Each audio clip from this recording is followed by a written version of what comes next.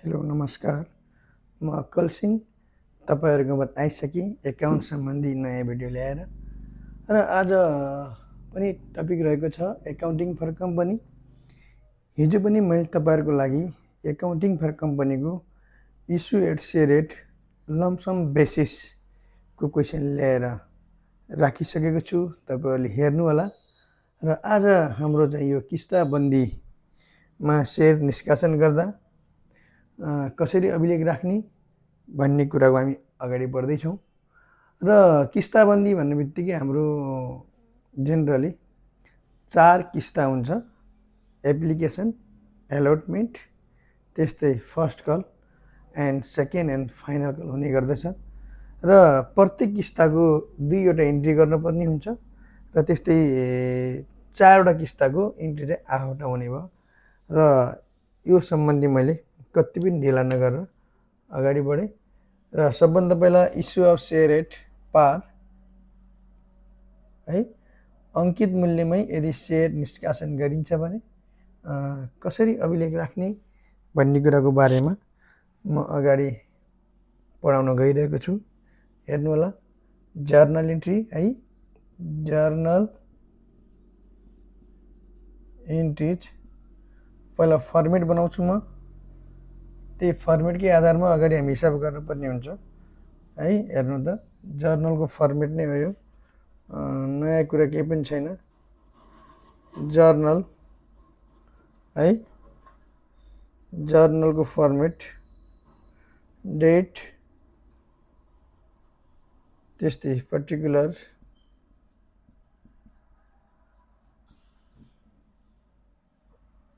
त्यस्तै LF, DR rupees, CR rupees है। पारमा issue गर्ने कुरा छ है। पारमा केमा? पारमा इस्यु गर्दा सबभन्दा पहिला पैसा आउँछ एप्लिकेसन मार्फत। Bank account debit to share application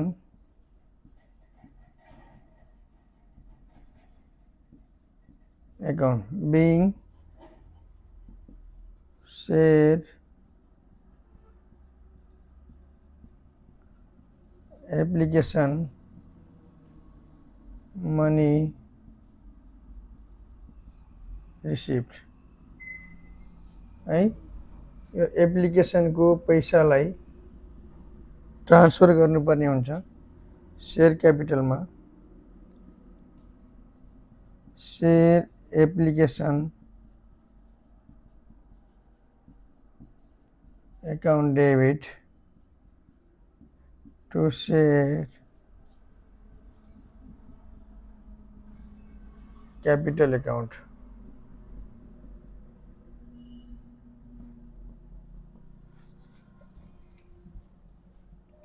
being share application money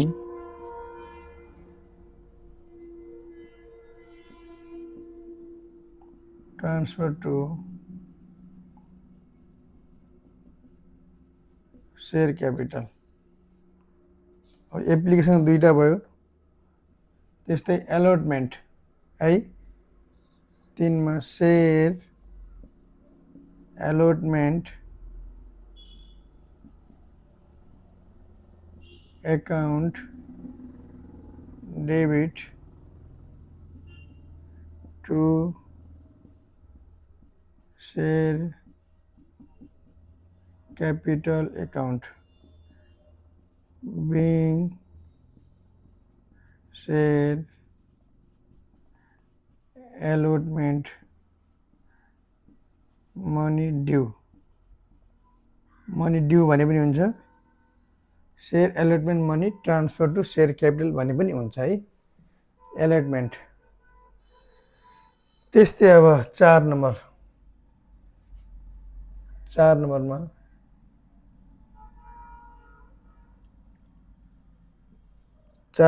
पैसा आउँछ। bank account debit to share allotment account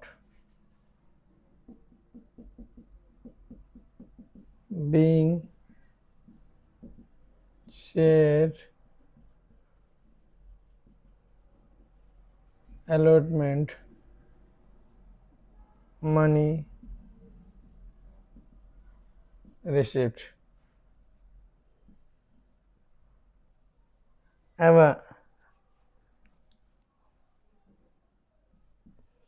first call है अब सेयर फर्स्ट एन्ड फाइनलको म एउटै गरिदिन्छु share dot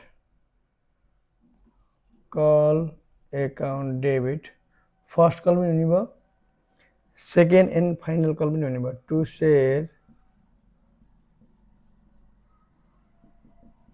capital account share first call account debit to share capital to second and final call account debit to share capital being share dot call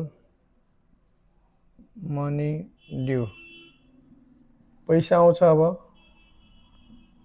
bank account debit to dot call account being share dot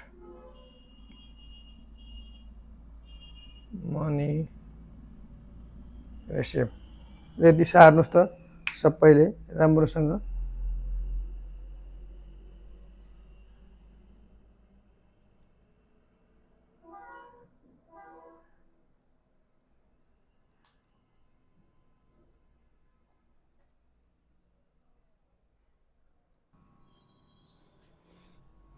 ल हेर्नु त एउटा question लेखेको छु मैले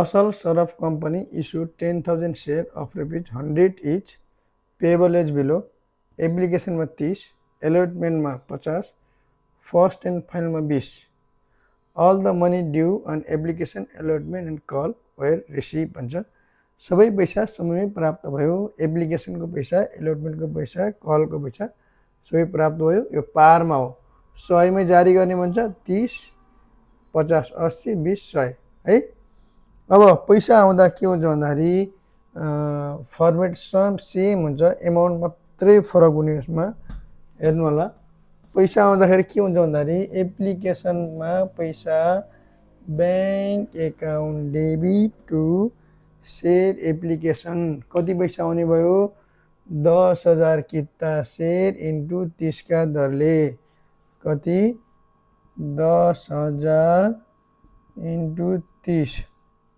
गन्ध कति हुने भयो 30 1 2 3 4 3 लाख 3 लाख पैसा आउने भयो है bank account debit to share application अब एप्लिकेसनको पैसा ट्रान्सफर गर्ने share application account debit 3 lakh यहाँ पनि यही पैसा के हुन्छ 3 lakh bank account debit to share application account debit to share capital है अब एलोटमेन्टमा कति आउँछ भनेपछि 50 रुपियाँ 10,000 इन्टु 50 कति आउँछ यहाँ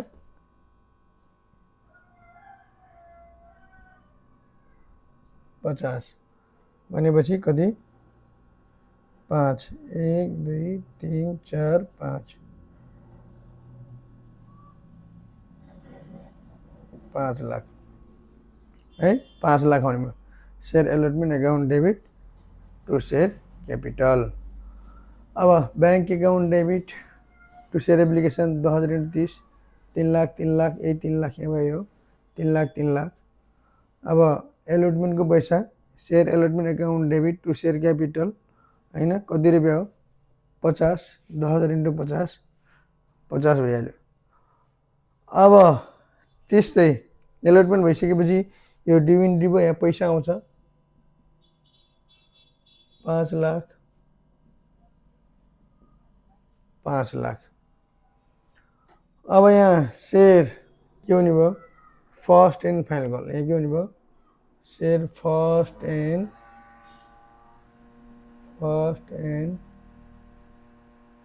फाइनल कल एकाउन्ट डेबिट कति 10,000 into 20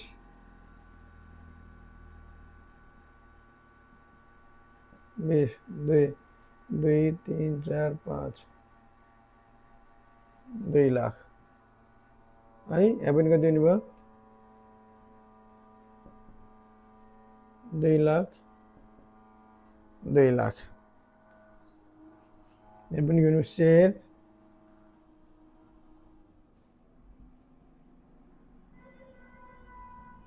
first and final call account.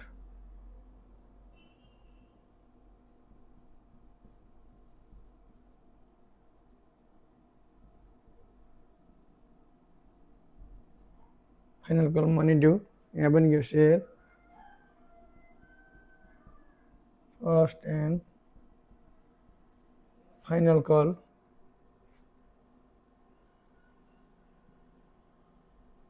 Money receive. ल सार्नुहोस् त सबैजनाले।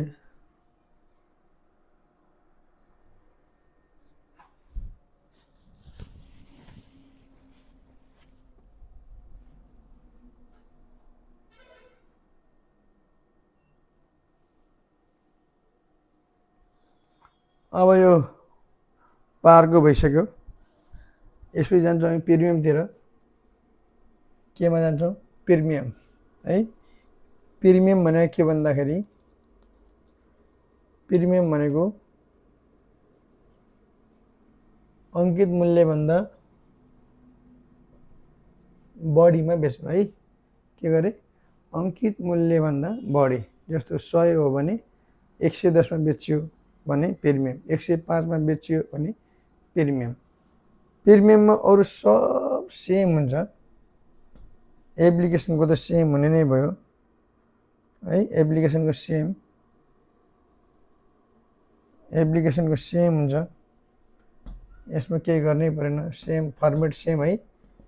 Bank account debit to share application, share application account debit to share capital.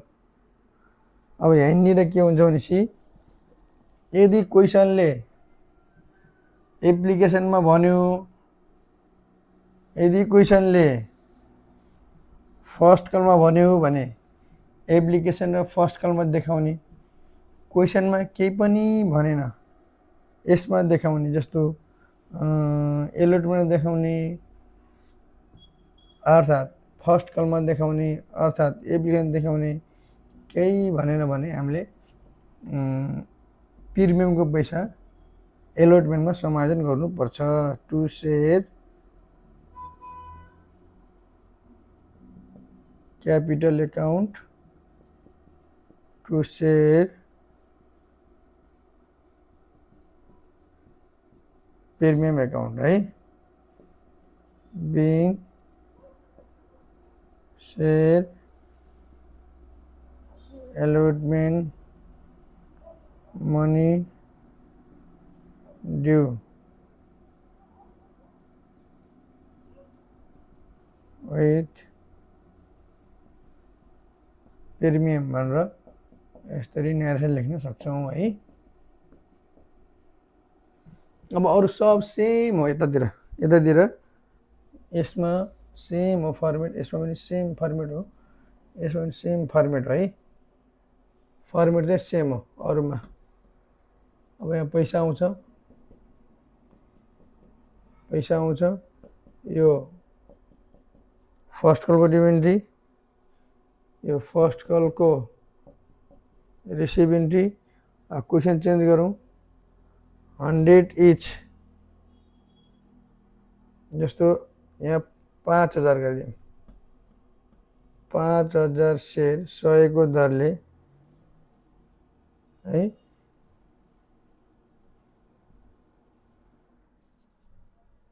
each. 5,000 share of 100 each at 10% premium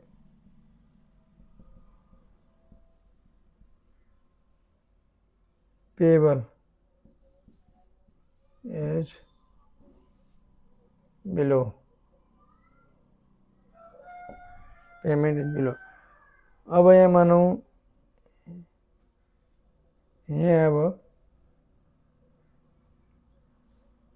20, 50, 70, यहाँ 40, 50, 20, 70, 40, 110 including